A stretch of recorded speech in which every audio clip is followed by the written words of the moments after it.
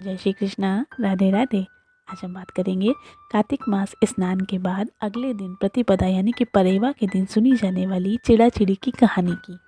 ये कहानी इस प्रकार है।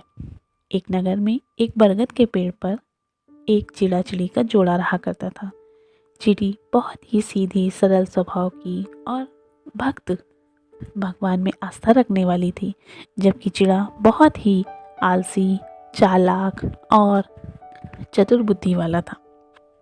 चिड़ा हमेशा ही आलस में पड़ा रहता, कभी कोई काम नहीं करता और ना ही किसी के भले की सोचता, जबकि चिड़ी सदा ही कार्तिक मास का व्रत करती, भगवान की पूजा और आराधना में लगी रहती। कार्तिक मास आने पर वो सदा ही एक समय ही भोजन करती। एक बार की बात है, कार्तिक मास आया तब चिड़ी ने अपना कार्तिक मास का व्रत पालन किया और हमेशा की तरह एक समय ही भोजन किया। चिड़ा हमेशा उसको मना करता, व्रत और पूजा करने से हमेशा रोकता, मगर चिड़ी कभी भी अपने व्रत का उल्लंघन नहीं करती थी। वे दोनों सुबह ही जाते और अपने दाने पानी खोज करके लाकर रख देते थे। उस वर्ष कार्तिक खत्म होने पर अगले दिन यानी कि परेवा के दिन दोनों चिड़ा चिड़ी सुबह अपना दाना खोजने निकले, मगर देवयोग से उन्हें उस दिन कहीं पर भी दाना नहीं मिला।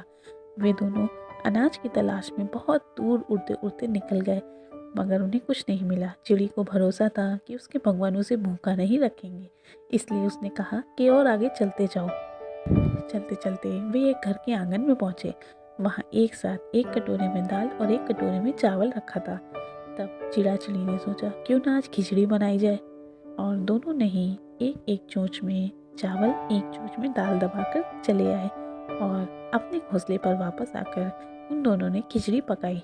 खिचड़ी बहुत स्वादिष्ट बनी थी, उसकी सुगंध चारों ओर महक रही थी। अब तो चिड़ा से या चिड़ी से रहा नहीं जा रहा था, मगर चिड़ा का दिमाग बहुत तेज था। उसने सोचा कि अगर हम दोनों ने साथ में खिचड़ी खाई तो मेरा तो पेट भरेगा नहीं, क्यों ना कुछ ऐसी तरकीब की जाए जिससे पूरी खिचड़ी मैं ही खा जाऊं।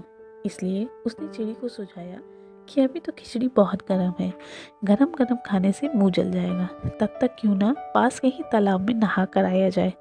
चिड़ी ने कहा ठीक है। तब चिड़ी ने कहा कि अगर हम दोनों साथ में नहाने जाएंगे तो कोई और पक्षी आके हमारा खाना खा जाएगा, इसलिए एक एक करके जाते हैं। पहले मैं जाकर स्नान करके आता हूँ, फिर तुम स्नान करके आ जाना। चिड़ी मान गई और चिड़ा जाकर स्नान करके बहुत जल्दी से वापस आ गया और उसने चिड़ी से कहा अब तुम जाओ और स्नान करके आ जाना। चिड़ी गई स्नान करने के लिए। जैसे ही चिड़ी स्नान करने के लिए गई, चिड़ा उठा, उसने सारी खिचड़ी खा ली और चादर ओढ़कर सो गया। इधर चिड़ी तालाब पर गई, स्नान किया, भगवान को जल आचमन किया और वापस आई तो देखा खिचड़ी बर्तन में नहीं और चिड़ा चादर ओढ़कर सो रहा है। चिड़ी समझ गई कि ये सब कुछ चिड़े की ही चाल थी और उसे चिड़ी पर बहुत गुस्सा आया। उसने चिड़े की चादर खींची और उसे उठाया। तब चिड़े ने अनजान बनने का नाटक किया और कहा कि चिड़ी तुम आ गई, चलो साथ में बैठकर खिचड़ी खाते हैं। तब चिड़ी ने कहा तुमने खिचड़ी छोड़ी भी है जो साथ में बैठकर खाते हैं। तब चिड़ा बोला कि नहीं, मैं तो सो रहा था, खिचड़ी कहाँ गई, कोई और पक्षी आके खा गया क्या। तब चिड़ी ने कहा कि मैं सब जानती हूँ, तुम झूठ मत बोलो। तब चिड़ी ने कहा नहीं नहीं, मैं झूठ नहीं बोल रहा, खिचड़ी मैंने नहीं खाई। तो चिड़ी ने कहा इसका फैसला अब कोई तीसरा ही करेगा, मैं और तुम नहीं। तब चिड़ी ने पास के ही पेड़ पर बैठे हुए एक कौवे को बुलाया और कहा कि हम दोनों में से सच्चा और झूठा कौन है, इसका फैसला आप करो। तब कौवे ने कहा कि तुम दोनों को ही एक कच्ची सूत पर लटक कर झूलना होगा, जो भी सच्चा होगा वो झूल जाएगा और जो झूठा उसका धागा टूट जाएगा। तो चिड़ी ने कहा कि पहले चिड़ी झूलेगी।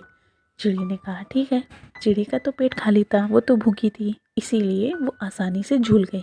मगर चिड़ा जिसका पेट भरा हुआ था और उसने मात्रा से अधिक खिचड़ी खाई थी, वो जैसे ही कच्चे धागे पर झूला वो वहाँ से गिर गया और उसके हाथ और मुंह पर चोट भी आ गई।